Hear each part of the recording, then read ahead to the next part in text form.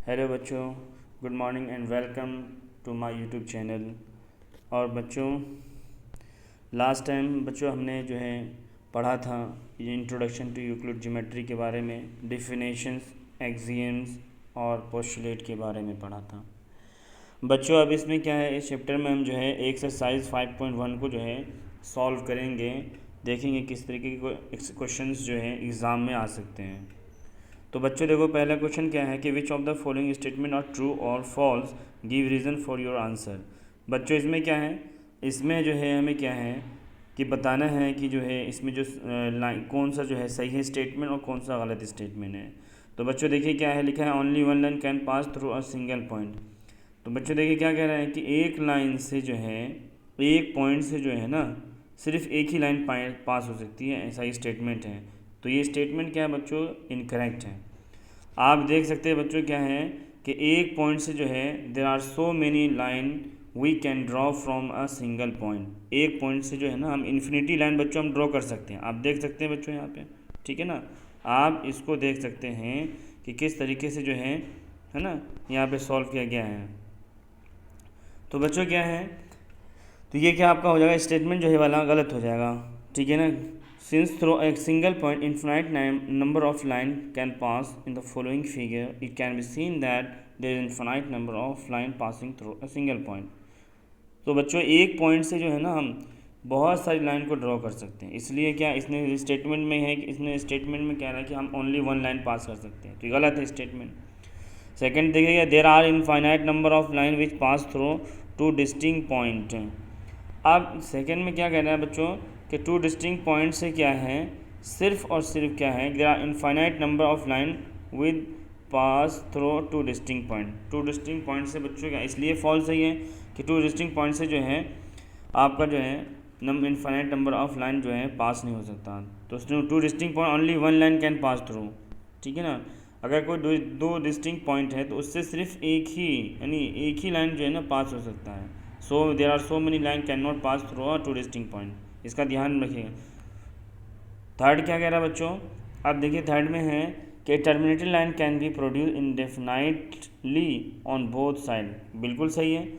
जो terminated line है बच्चों, हम उस टर्मिनेटेड लाइन के एंड से क्या है, बहुत हम जो इनफाइनाइट लाइन तक जो हम उसको ड्रॉ कर सकते हैं, ठीक है ना। तो इसलिए क्या है, ये ट्रू है। आप देख सकते हैं फोर्थ में क्या है कि if two circle are equal then their radius are equal, ठीक है। अगर दो सर्कल बच्चों क्या है आपका इक्वल है, तो बताइए उसका चौथा सर्कल जो होगा वो क्या होगा, ऑटोमेटिक क्या होगा उसका, जो अगर दो सर्कल इक्वल है तो उसका रेडियस भी क्या होगा, इक्वल होगा। फिफ्थ में क्या है बच्चों, in the following if A B बराबर पी क्यू है एंड पी क्यू बराबर एक्स वाई है, तो ए बी बराबर क्या होगा, एक्स वाई। अब आप देख सकते हैं बच्चों, ठीक है, कि आपका जो है ए बी बराबर क्या है, पी क्यू है। ए बी और पी क्यू क्या है, दोनों बराबर हैं। और पी क्यू बराबर क्या है, एक्स वाई है। तो आपको बताना है कि ए बी बराबर क्या होगा, एक्स वाई होगा। बिल्कुल ट्रू है, इसलिए बच्चों ये ट्रू है। आप देख सकते हैं यहाँ पे कि ये आपका जो है, देखिए ए बी बराबर जब आपका क्या है, जब आपका ए बी बराबर जो है बच्चों, यहाँ देखिए आप, हम यहाँ कह सकते हैं जब ये लाइन जो है, ये लाइन बराबर है, तो भाई ये लाइन और ये लाइन भी तो बराबर होगा। तो इसलिए यहाँ लिखा है कि ए बी बराबर एक्स वाई अगर है, तो फिर आपका क्या होगा कि दिस लाइन इक्वल टू क्या हो जाएगा, दिस लाइन, यानी ये इसके इक्वल हो जाएगा, यानी एक्स वाई के इक्वल हो जाएगा। तो ये बिल्कुल सही है। आइए क्वेश्चन नंबर 2 में देखते हैं बच्चों।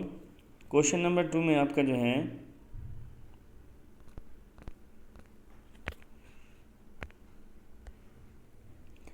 देखिए बच्चों, हम क्वेश्चन नंबर 2 देख सकते हैं क्या है।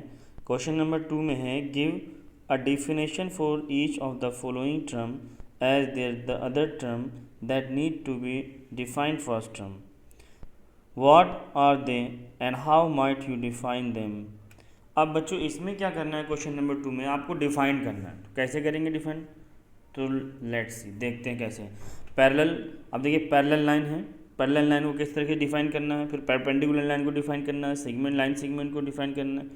तो इसमें बताना है आपको कि if the perpendicular distance between two line is always constant, क्या होता है, ऑलवेज कांस्टेंट होगा, ये चेंज नहीं होगा, then these are called the parallel lines. देख रहे हैं आप यहाँ पे एक L और M, ये L और M क्या है, दोनों ही पैरेलल लाइन है, ये दोनों ही कांस्टेंट रहेगा, चेंज नहीं होगा ये, ठीक है ना।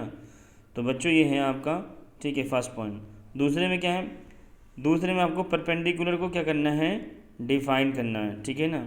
हाँ, सबका डिफिनेशन बताना है। तो देखिए परपेंडिकुलर को किस तरीके से डिफाइन करेंगे बच्चों, आपका परपेंडिकुलर लाइन जो है ये हो जाएगा ये कि if two line intersect each other at 90 degree then these are called perpendicular lines. हम कह सकते हैं जब दो लाइन जो है एक दूसरे को क्या है इंटरसेक्ट कर रहा है, कितने पे, 90 डिग्री पे इंटरसेक्ट कर रहा है, तो हम कहेंगे क्या कि दीज आर लाइन जो है क्या है, ये परपेंडिकुलर लाइन है, ठीक है ना। उसके बाद थर्ड में देखिए क्या है बच्चों, थर्ड में है आपका, जो थर्ड है उसमें है आपका लाइन सेगमेंट है। तो लाइन सेगमेंट को किस तरीके से आप डिफाइन करेंगे बच्चों, देखिए लाइन सेगमेंट किसे कहेंगे, a straight line drawn from any point two any other point. हम एक पॉइंट से दूसरे पॉइंट पे कोई लाइन ड्रॉ करते हैं, ठीक है, इसका एंड पॉइंट होता है, फर्स्ट एंड पॉइंट और लास्ट एंड पॉइंट, तो ये आपका क्या होता है, लाइन सेगमेंट। तीसरा आपको रेडियस ऑफ सर्कल को डिफाइन करना, तो it is the distance between the centre of a circle to any point lying on the circle to define the radius of circle we must know about the point on circle। तो अब देखिए क्या है, किसी भी हम centre को क्या करेंगे, एज्यूम कर लेते हैं ये हमारा सेंटर है, ठीक है, सेंटर से हमने क्या किया, रेडियस को ड्रॉ किया और यहाँ से हम क्या करेंगे, एक सर्कल को जो है ड्रॉ कर देंगे। तो यही डिफिनेशन है। स्क्वायर को कैसे डिफाइन करेंगे कि square is a quadrilateral having all sides of equal length, all angles of same. जो क्वाड्रिलेटरल होगा क्या होगा, ऑल साइड जो होगा आपका इक्वल लेंथ होगा और जो होगा बच्चों स्क्वायर का, ठीक है, स्क्वायर के चारों साइड बराबर होंगे और चारों एंगल जो होंगे स्क्वायर के वो 90 डिग्री के होंगे, इस बात को याद रखना आपको, ठीक है ना। हाँ, आइए क्वेश्चन नंबर हम 3 देखते हैं क्या है। क्वेश्चन नंबर 3 में बच्चों हैं कि कंसीडर टू पोस्टुलेट है, ठीक है ना, given any two distinct point A B and there exist a third point C which between A and B. अब देखिए ए और बी आपका क्या कह रहा है, टू डिस्टिंक्ट पॉइंट है, तो बताना कि जो थर्ड पॉइंट सी है क्या वो एग्जिस्ट कर रहा है या नहीं कर रहा है। तो देखिए हम देखते हैं क्वेश्चन नंबर 3 में हमारा जो है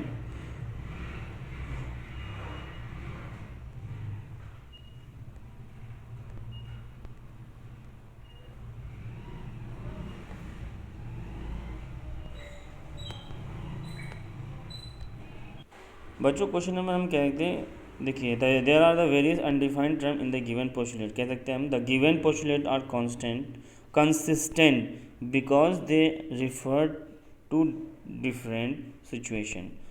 also it is impossible to deduce any statement that contradict any well known axiom and postulate, ठीक है ना, हम ये कह सकते हैं।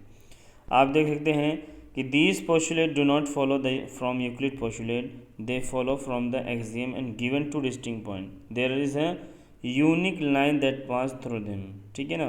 जो इसका सेकंड पॉइंट जो है ना बच्चों, वो इसको इस तरीके से डिफाइन किया गया है। आइए बच्चों क्वेश्चन नंबर 4 देखिए।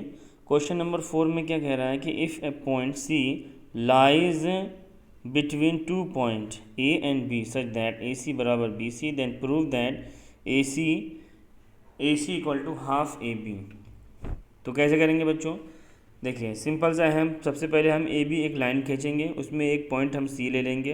अब उसमें दिखाना है कि हमको ए सी बराबर जो है बी सी है, और जब ए सी बराबर बी सी है तो हम क्या करेंगे बच्चों, ए सी बराबर बी सी हम दोनों तरफ क्या करेंगे, ए सी को ऐड कर देंगे, ठीक है ना, यानी ए सी में भी ए सी ऐड कर देंगे, बी सी में भी ए सी ऐड कर देंगे। तो हम यहाँ लिख सकते हैं कि ए सी ऐड बोथ साइड, ठीक है। तो देखिए ए सी में ए सी ऐड करेंगे तो 2AC हो जाएगा ये, और बी सी में प्लस ए सी करेंगे तो क्या हो जाएगा, ए बी हो जाएगा। तो हम यहाँ लिख सकते हैं B C plus A C coincide with A B, it is known that things which coincide with one another are equal to one another. अब देखिए बी सी प्लस ए सी करेंगे, ठीक है, बी सी प्लस ए सी, तो ये हो जाएगा ए C plus A सी, तो आपका क्या हो जाएगा कि भाई ए सी बराबर बी सी है, इसलिए हमने क्या लिखा है, ए सी को हम बी सी लिख सकते हैं, भाई ए सी प्लस ए सी है ना, बी सी प्लस ए सी तो बच्चों ए बी हो जाएगा, ठीक है ना। और ए सी प्लस ए सी को हमने बी सी प्लस ए सी इसलिए लिखा है क्योंकि ए सी बराबर बी सी है, तो हम ए सी की जगह बी सी लिख सकते हैं। तो यही हमने यहाँ पे क्या किया है कि बी सी प्लस ए सी लिख दिया इक्वल टू ए बी लिख दिया। ये हमारा क्वेश्चन 2 हो जाएगा। तो हम कह देते हैं फ्रॉम इक्वेशन 1 एंड 2 से कि भाई A C plus A C equal to A B है, ठीक है ना। हमने यहाँ प्रूफ किया ना इक्वेशन 1 में ए सी प्लस ए सी बराबर बी सी प्लस ए सी। तो ए सी प्लस ए सी बराबर ए बी है, तो ये क्या होगा ए सी 2 ए सी बराबर क्या हो जाएगा ए बी, और ए बी इक्वल टू हो जाएगा बच्चों क्या हाफ ए सी हो जाएगा, ठीक है। इस तरीके से हम क्या है प्रूफ वाले जितने भी होंगे हम इसको इस तरीके से बता सकते हैं। अब देखिए क्वेश्चन नंबर 5 में क्या है बच्चों, क्वेश्चन नंबर 5 में कह रहा है कि in the above equation question point C is called the mid point of the segment A B, तो prove that the line segment has one and only one mid point. आपको ये prove करना है, ठीक है। तो अब इसमें कैसे करेंगे आपको, इसमें जो हमें क्या है 2 मिड पॉइंट हम सी डी ए बी एक लाइन लेंगे जिसमें हम 2 मिड पॉइंट लेंगे सी और डी, ठीक है ना। तो सी बच्चों मिड पॉइंट किसका हो जाएगा ए बी का, तो इस तरीके से हम देख सकते हैं अगर सी जो है ए बी का मिड पॉइंट हो तो ए सी बराबर बी सी हो जाएगा, ठीक है। क्योंकि हमें बच्चों ये याद रखना है कि जो मिड पॉइंट है ना वो किसी भी लाइन को 2 इक्वल पार्ट्स में डिवाइड करता है, तो ए सी बराबर बी सी हो जाएगा। इस तरीके से हम क्या करेंगे ए सी प्लस ए सी और B C plus A C prove above, यानी क्वेश्चन नंबर 4 में हमने प्रूव किया था इस तरीके से। तो B C plus A C बराबर ए बी आया था। इसी तरीके से हम क्या करेंगे ए सी प्लस ए सी बराबर ए बी करेंगे तो 2 ए सी बराबर ए बी हो जाएगा, बिल्कुल सिमिलरली इस तरीके से। तो जब 2 ए सी बराबर ए बी हो जाएगा तो बच्चों हम 2 ए डी बराबर भी तो ए बी लिख सकते हैं ना, 2 ए डी बराबर ए बी लिख सकते हैं ना। क्यों लिख सकते हैं, हम सपोज कर ले भाई डी द मिड पॉइंट है ए बी का, अगर डी मिड पॉइंट है ए बी का तो हम यहाँ लिखेंगे A D plus A D बराबर A D plus B D, यानी 2 ए डी बराबर ए बी हो जाएगा। तो हमने इक्वेशन 4 मानेंगे। तो फ्रॉम इक्वेशन 3 और 4 से क्या हो जाएगा आपका कि 2 ए सी बराबर 2 ए डी। इस तरीके से बच्चों 2 कट जाएगा और ए सी हमने 2 ए सी बराबर 2 ए डी क्योंकि हमने ऊपर क्वेश्चन नंबर 3 में जो है आपको इक्वेशन 3 में वो आपका क्या है 2 ए सी बराबर ए बी है या 2 ए डी बराबर ए बी है, तो हम ए बी की जगह 2 ए सी रख देंगे तो 2 कैंसिल हो जाएगा और बचेगा ए सी बराबर ए डी। तो इस तरीके से क्या है बच्चों कि this is possibly only when point C and D are representing a single point. इस तरीके से हम इसको सिंगल पॉइंट जो है डिनोट कर सकते हैं, ठीक है। देखिए बच्चों क्वेश्चन नंबर 6 में क्या है, in the following figure if A C बराबर B D then prove A B बराबर सी डी। अब ये क्वेश्चन नंबर ए सी बराबर क्या है बी डी है, तो हमें प्रूव करना है क्या है कि ए बी बराबर सी डी, ए बी बराबर सी डी प्रूव करना है। तो कैसे करेंगे, देखिए हम ऑब्जर्व कर सकते हैं कि ए सी बराबर क्या है बच्चों A B plus B C, जब क्या बनेगा आपका ए सी। इसी तरीके से बी डी बराबर अगर हम देखें तो बी डी बराबर क्या होगा B C plus C D हो जाएगा। तो हम कह सकते हैं कि it is given that A C बराबर क्या हो जाएगा बी डी हो जाएगा। तो जब ये बराबर हो जाएगा तो हम लिख सकते हैं A B plus B C और B C plus C D, इस तरीके से लिख सकते हैं। तो हम कह सकते हैं क्या कि भाई according to the Euclid axiom when equal are subtracted from equal the remainder are also equal, ठीक है ना। ये हमने पढ़ा था यूक्लिड के एक्सियम्स में पढ़ा था। तो अब हम क्या करेंगे सब्ट्रैक्ट कर देंगे बी सी को इक्वेशन 1 में सब्ट्रैक्ट कर देंगे, ठीक है। जब हम बी सी को इक्वेशन 1 में सब्ट्रैक्ट कर देंगे बच्चों तो क्या आएगा देख लीजिए A B plus B C और बी सी सब्ट्रैक्ट करेंगे तो B C plus C D, B C subtract B C cancel हो जाएगा। तो बी सी जब कैंसिल हो जाए तो क्या बचेगा ए बी बराबर सी डी बचेगा, ठीक है ना। तो यही हमको प्रूफ करना था, इसमें क्वेश्चन नंबर 6 में प्रूफ करना था। अब देखिए क्वेश्चन नंबर हमारा जो है लास्ट क्वेश्चन बच्चों 7, इसमें कह रहा है why is axiom 5 in the list of Euclid axiom consider universal truth, note that the equation is not about the 5th postulate. तो अब इसमें हमें क्या है कुछ, तो हम एक्सियम हमने 6 एक्सियम्स पढ़े थे, तो axiom 5 state the whole greater than part, ठीक है। The axiom is known as the universal truth because it hold true and feel not just in the field of mathematics, let us know. तो इसके लिए हम क्या case 1 हम देखेंगे क्या है कि let represent a whole quantity and only A B C are parts of it. तो हम कहेंगे टी इजकल टू क्या हो जाएगा A plus B plus C, तो clearly it will be greater than all its part A B C. तो it is rightly said that whole is greater than a part. इस तरीके से क्या होगा, केस 1 में हम इस तरीके से कह सकते हैं, ठीक है। और केस 2 में जो हमारा, हम इसको हम एक्सियम्स को हमें याद रखना होगा बच्चों, जब भी हम बता देते हैं। तो let us consider the continent Asia, then let consider a country India which belong to Asia. India is a part of Asia. It can also observe that Asia is greater than India. तो यहाँ पे इस तरीके से example देके हम इसको जो है बता सकते हैं। आइए एक्सरसाइज 5.2 में बच्चों ओनली 2 क्वेश्चन हैं, ठीक है ना। क्वेश्चन नंबर 1 में यहाँ पे क्या है, how would you rewrite Euclid's fifth postulate so that it would the easier understand. यहाँ पे आपको फिफ्थ पोस्टुलेट अगर बच्चों आपको याद होगा जो मैंने पढ़ाया था, तो क्या बताया था मैंने, क्या 2 lines are said to be parallel, ठीक है, if they are equidistance from one and other and they do not have any point of intersection. In order to understand it is easily, let us take any line L and a point P not on I. Then by Playfair axiom equivalent to the fifth postulate, there is a unique line M through P which is parallel to. अब देखिए यहाँ पे P और आपका क्या है दूसरा L जो है या M L जो है ये क्या है पैरेलल है। तो ये दोनों लाइन क्या है कि इंटरसेक्ट नहीं करेगी कहीं भी, ठीक है ना। The distance of point from a line is the length of the perpendicular from the point to line B तक, ठीक है। तो ये है इसका एग्जांपल हम इस तरीके से दे सकते हैं। अगर हम बच्चों पोस्टुलेट अगर हमें याद रहा तो हम बहुत आसानी से इसको बता सकते हैं, ठीक है ना। क्वेश्चन नंबर 2 में देखिए क्या है, तो does Euclid fifth postulate imply the existence of the parallel line. Explain, अब एक्सप्लेन करना है। तो अकॉर्डिंग टू फिफ्थ पोस्टुलेट में क्या है कि भाई एंगल 1 प्लस एंगल 2 जो है हमने प्रूव किया था कि लेस देन क्या है 180 है, और एंगल 3 प्लस एंगल 4 180, ये हमने पोस्टुलेट में जो है ना फिफ्थ पोस्टुलेट में प्रूव किया था। तो अब हमने इसको बताया था इस तरीके की, ये देखिए जो एक आपका एल लाइन है और ये एम लाइन है, ये दो लाइन क्या है इनफाइनाइट पे जाके यानी कहीं ना कहीं जाके दोनों इंटरसेक्ट करेगा। तो जो ये दोनों लाइन इंटरसेक्ट करेगा तो क्या कह रहा है कि जो एंगल 1 और एंगल 2 जो हैं वो क्या होगा कि भाई इक्वल, इस तरीके से क्या होगा, अगर मान लेते हैं कि एंगल 1 प्लस एंगल 2 जो है वो 180 के बराबर है और एंगल 3 बराबर एंगल 4 बराबर 180 के बराबर है, तो बच्चों ये लाइन इस तरीके से नहीं बल्कि लाइन इस तरीके से, यानी ये पैरेलल हो गया।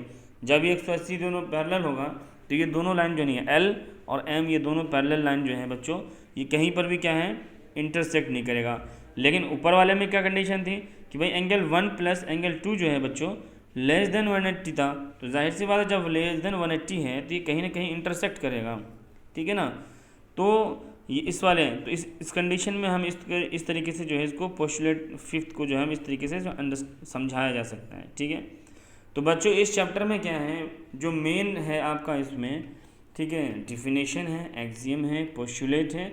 इनके जो इनके पॉइंट्स हैं ना बच्चों, इनके पॉइंट्स को जो है अच्छे से याद करिए और दिमाग में रखिए। अगर अच्छे से याद रहेगा बच्चों तो आप किसी भी तरह के क्वेश्चन को जो है आप सॉल्व कर सकते हैं। इसलिए जो है पोस्टुलेट को याद करना है, डिफिनेशन को याद करना है, एक्सियम्स को याद करना है, अंडरस्टैंडिंग करना है, समझना है बच्चों, ठीक है बच्चों अगर हमारी वीडियो आपको अच्छी लगी हो तो लाइक करें, सब्सक्राइब करें और अपने दोस्तों को ज़्यादा से ज़्यादा शेयर करें। ओके बच्चों।